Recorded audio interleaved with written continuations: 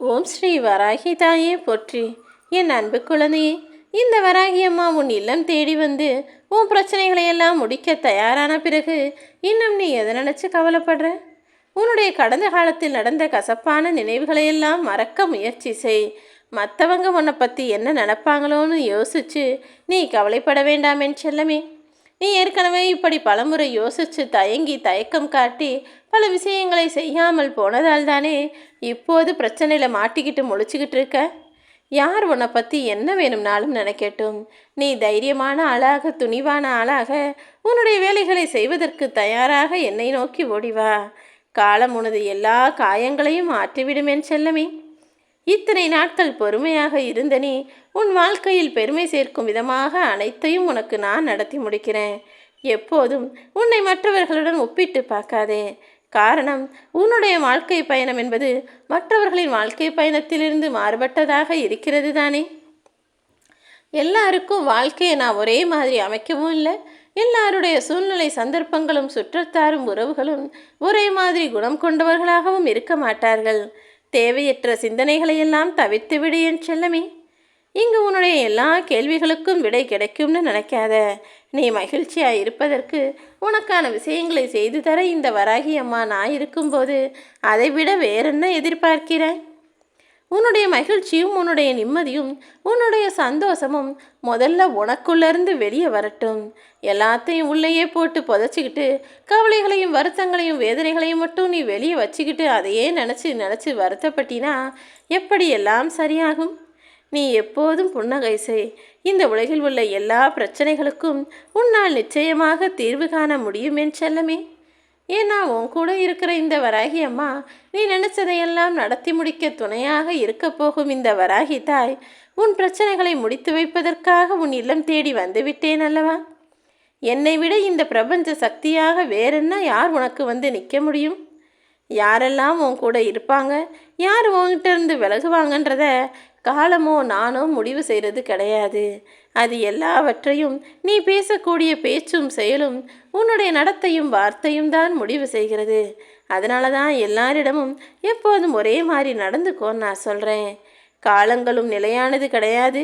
இங்கு இருக்கக்கூடிய மனிதர்களின் காயங்களும் நிலையானது கிடையாது.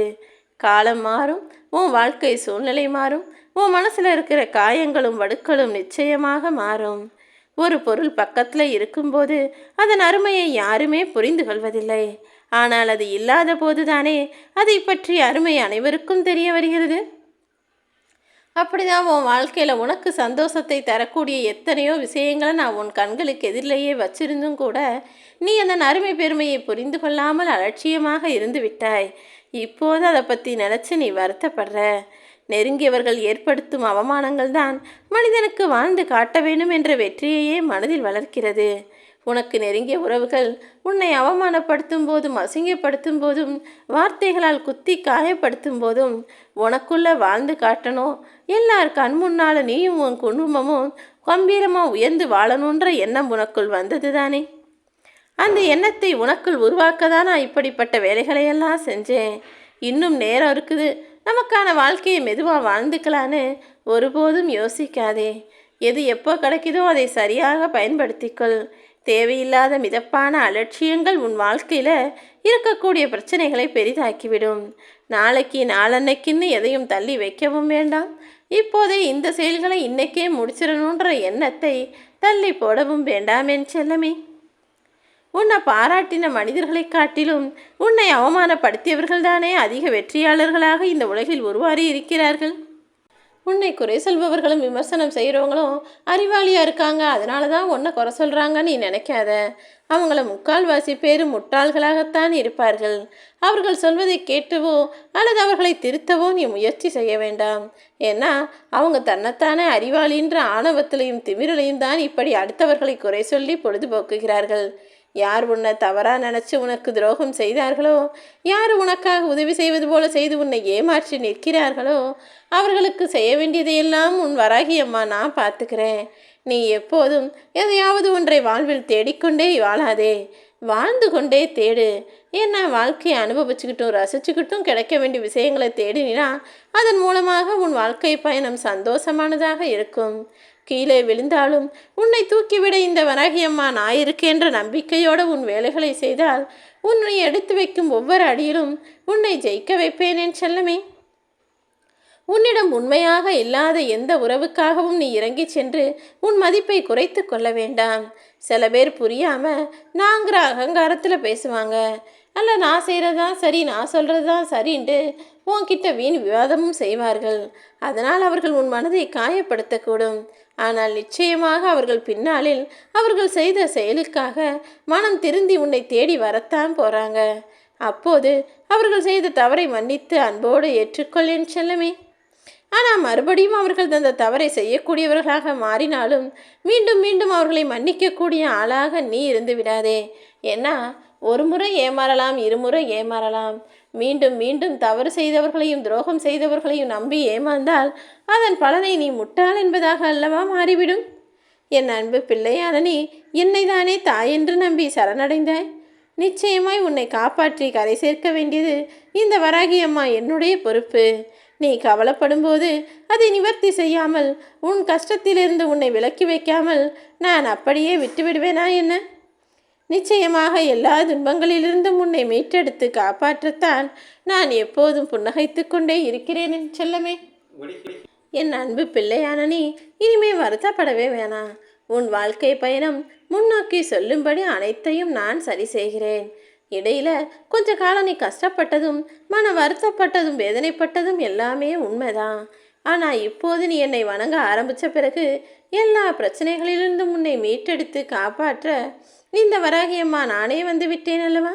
இனி நடக்கக்கூடிய அனைத்தையும் பொறுத்திருந்து பாரு. உனக்கு தேவையான எல்லா விஷயங்களையும் இந்த வராகி தாய் சிறப்பாகவே செய்து முடிப்பேன். தேவையற்ற எந்த எதிர்மறை சிந்தனைகளும் உனக்குள் வேண்டாம் என் செல்லமே.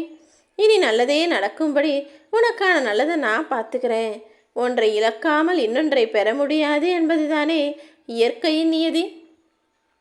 ஏன் நீ உள்ளே இழுத்த மூச்சையே கூட வெளியே விட்டாதானே மறுபடியும் இந்த பூமியில் நீ சுவாசித்து உயிர் வாழ முடியும். அதே போலதான் மூச்சு எப்படி உள்ளிழுத்து வெளியே வரவிட வேண்டியது அவசியமோ அதே போல வாழ்க்கையில் சிலவற்றை பெறுவதும் சிலவற்றை இழப்பதும் என்பது இந்த உலக வாழ்க்கை பயணத்தின் அவசியமான அத்தியாவசியமான விஷயம்.